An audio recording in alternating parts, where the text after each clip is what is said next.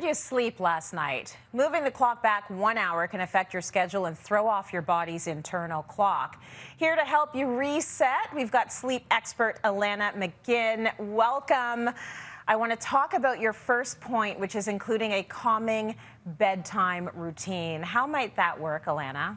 Yes, so we always want to start at bedtime because the purpose of your bedtime routine is really to prepare you, your body and your mind to go to sleep. So now with the pandemic, we're home a lot, right? So a lot of us are wearing what we wake up in the morning.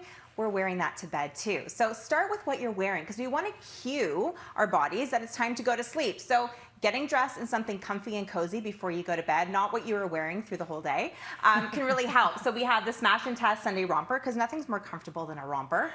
They're Cardi robe and Lexi leopard. And then these really cute Pippa and Peach headbands to tie your hair back to do the next step, which is just the basic beauty care and nighttime beauty care. So, washing your face, using a great night cream, brushing your teeth, again, really simple steps.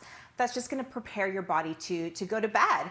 And then incorporate any kind of activities that's going to quiet the mind, right? We have a lot in our brains right now, a lot that we're holding on to. So we want to do some activities that's just going to help kind of put us in a calmer state of mind. So things like journaling, so giving your brain that dump right before you go to bed, any kind of bedtime yoga, mindful breathing, meditation, all of these little calming activities right before you go to bed can help you fall asleep that much easier. And then create a sleep toolkit that's customized to you. And this is what we want to put on our night table. So, focusing on a quiet, dark, and calming environment. So things like a diffuser with, calming essential oils, a sleep mask, earplugs, whatever is going to help promote that quiet and dark environment, that's going to help us fall asleep that much easier.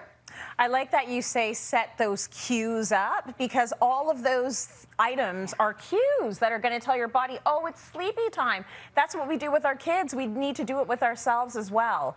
Your next tip, you say, to clear your nightstand. So can you explain this? Yes, so I think I'm actually going to make people happy tonight or today because normally I'm talking about removing tech.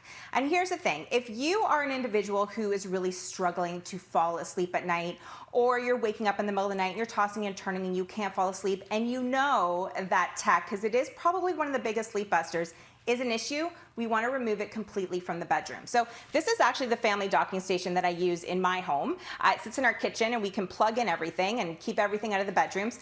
But there's tech to avoid, and then there's tech that can be good.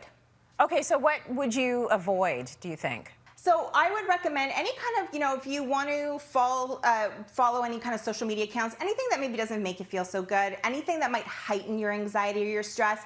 There's a lot of triggers that are going on in the news right now. So maybe watching the news right before you go to bed isn't a good idea. Before you go to bed isn't really a great time to check work emails or send out work emails. So we want to avoid any kind of stressful, high anxiety activities that might amp you up a little bit before you go to bed.